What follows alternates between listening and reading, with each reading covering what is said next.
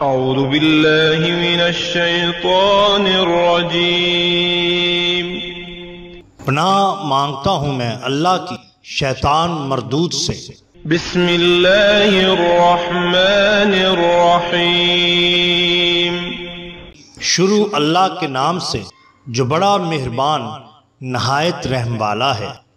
The bottom line کے ناظرین کرام السلام علیکم۔ محترم ناظرین، ہم اپنی آج کی ویڈیو میں حضرت لال شہباز قلندر رحمۃ اللہ علیہ کی وفات کا قصہ آپ کے سامنے پیش کریں گے۔ محترم ناظرین، قلندر بے مثل، عارف بے بدل، تارک مملکت دنیا، مقرب بارگاہ رب العالمین، صاحب طریقت مقبول زمانہ حضرت لال شہباز قلندر رحمۃ اللہ علیہ نے ایک مدت تک سیون شریف میں قیام فرما کر رائے حق سے بھٹکے ہوئے لوگوں کو صراط مستقیم پر گامزن کیا۔ اسلام کی تبلیغ اور انسانوں کی ہدایت کے لیے سندھ کے علاوہ برصغیر کے دور دراز علاقوں میں تشریف لے گئے۔ بے شمار لوگ آپ کے فیض سے مستفیض ہوئے۔ لاتعداد لوگوں کو منزل حقیقی کی راہ مل گئی۔ آپ نے لوگوں کو اسلام کا پیغام امن دیا۔ جو لوگ مدتوں سے خاندانی جھگڑوں کی بنا پر ایک دوسرے کے خون کے پیاسے تھے، وہ آپ کی تعلیم سے آپس میں ایسے شیر و شکر میں ہو گئے کہ جیسے ان کے مابین کبھی کوئی رنجش ہی نہ تھی۔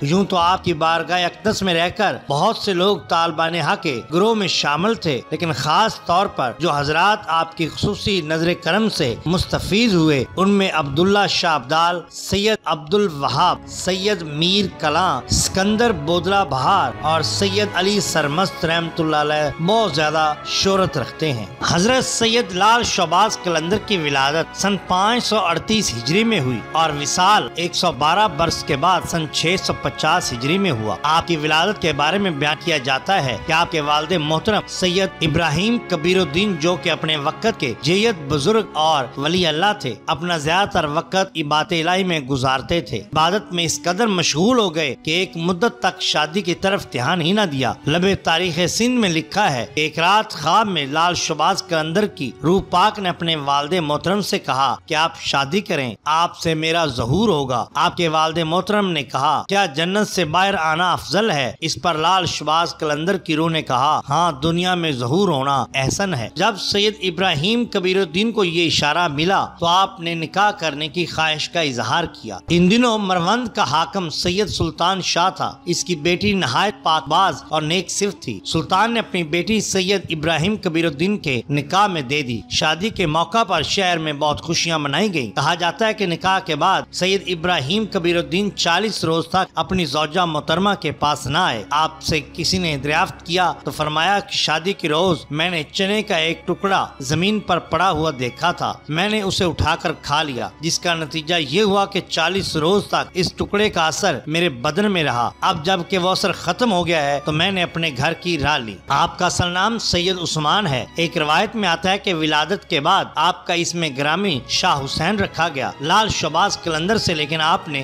شہرت پائی۔ آپ کے بہت سے القابات ہیں جو کہ تاریخ کی مختلف کتب میں ملتے ہیں، لیکن جو لقب آپ کا مشہور و معروف ہوا وہ قلندر ہے۔ آپ کی عمر مبارک 112 سال ہے۔ تمام عمر آپ نے دین اسلام کی تبلیغ، لوگوں سے محبت پیار بانٹنے میں گزار دی۔ آپ رحمۃ اللہ علیہ کا فیض عام تھا۔ تمام زائرین اور مسافروں کو آپ کے لنگر خانہ سے عام کھانا ملتا تھا۔ ہر ایک مہمان کو آرام کے لیے چارپائی اور بستر بھی دیا جاتا تھا۔ سادہ طالبان آپ کی خدمت میں اقامت رکھتے تھے۔ ان سب کو پارچات اور ضروری اخراجات لنگر سے ہی ملتے تھے۔ آپ کے سب اخلاق اوصاف محمدی صلی اللہ علیہ وسلم کے مطابق تھے اور آپ کے سب افعال شرعی امورات اور دینی معاملات پابند رہتے تھے۔ تاریخ کے اوراق میں رقم ہے کہ حضرت لال شہباز قلندر رحمۃ اللہ علیہ کے وصال مبارک کا وقت قریب آیا تو آپ نے اپنے وصال سے پہلے اپنے طالبوں کو قلندری طریقت کے بارے میں ہدایات دی اور اپنی تدفین کے مقام کے بارے میں بھی بتایا۔ اس کے بعد آپ مراقبہ میں بیٹھ گئے اور اللہ تعالیٰ کی عبادت میں مگن ہو گئے۔ مراقبہ ہی کی حالت میں آپ وصال فرما گئے۔ آپ کو غسل دینے کے بعد اسی جگہ پر دفن کر دیا گیا جس جگہ کی نشاندہی آپ نے خود فرمائی تھی۔ آپ کے غسل کی جگہ آپ کی خانقاہ اقدس کے مغرب میں واقع ہے۔ آپ کا وصال مبارک 21 شعبان کو ہوا۔ آپ کے وصال مبارک کے بارے میں مورخین نے یہ بھی تحریر کیا ہے کہ جب آپ کے وصال کا وقت قریب آیا تو آپ پر ایسی حالت طاری رہنے لگی کہ جب نماز کا وقت آتا تو آپ کو ہوش ہوش آ جاتا